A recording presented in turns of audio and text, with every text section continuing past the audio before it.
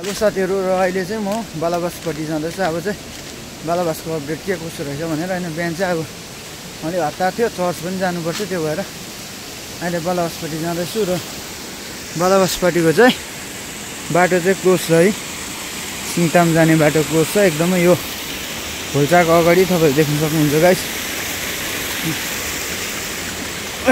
आम्मामा यता त भल्कु देख्दैछ।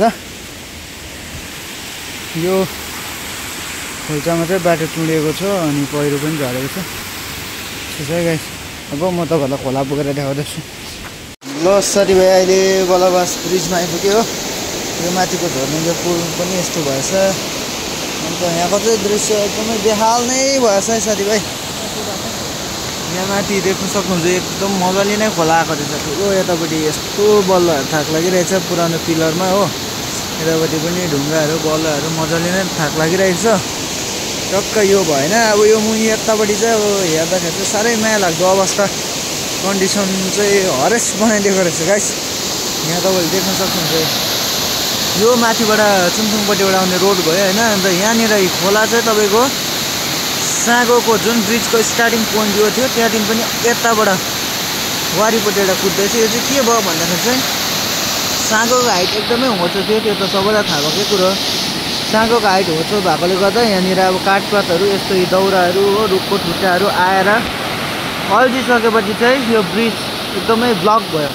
ब्लक भएपछि बल्लोहरू ढुङ्गाहरू आएर अल्झिएपछि खोलाले कहीँ जाने ठाउँ नपाउँदा चाहिँ यता वारीबाट उता पारीबाट सिङतामपट्टिबाट अलिअलि गएछ। त्यहाँनिर पनि पुरै भइसकेपछि चाहिँ यताबाट चाहिँ पानीले जग्गा पाएपछि जग्गा खोदालेर चाहिँ योपट्टिबाट गएछ है गाइस। एकदमै छाती डरलाग्दो भएछ। यो ब्रिज फेरि पनि कोल्याप्स भइसकेको छ।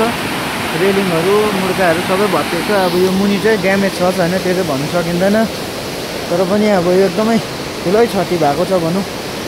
यो ब्रिज चाहिँ अब बनाउँदा नै अलिकति मिस्टेकै भएको छ। कस्तो प्रकारले बनायो, निकै नै होचो थियो, 8-10 फिटको मात्रै हाइट थियो। त्यो भएर पनि यो ब्रिजको चाहिँ पहिलादेखि प्रब्लम, लास्ट इयर पनि यही प्रब्लम भएको थियो। यो ब्रिजको बिचमा सफा गरेको थियो, फेरि पनि अवस्था त्यस्तै भएको छ है। ब्रिज एकदमै हरेस। यतापट्टि त यस्तो भएछ अन्त है। चट यहाँबाट खोला कुद्दै दिएछ हो राति चाहिँ हो। तर अब यो खोला पनि यताबाट कुद्दा पनि एकदमै साह्रो परेछ। उताबाट चाहिँ अलिक जग्गा पाएर उताबाट गएछ नि हो। यस्तो भएको रहेछ नि त। अन्त आमामा यो त बल्ल हान्यो हो। यस्तो भएको छ है।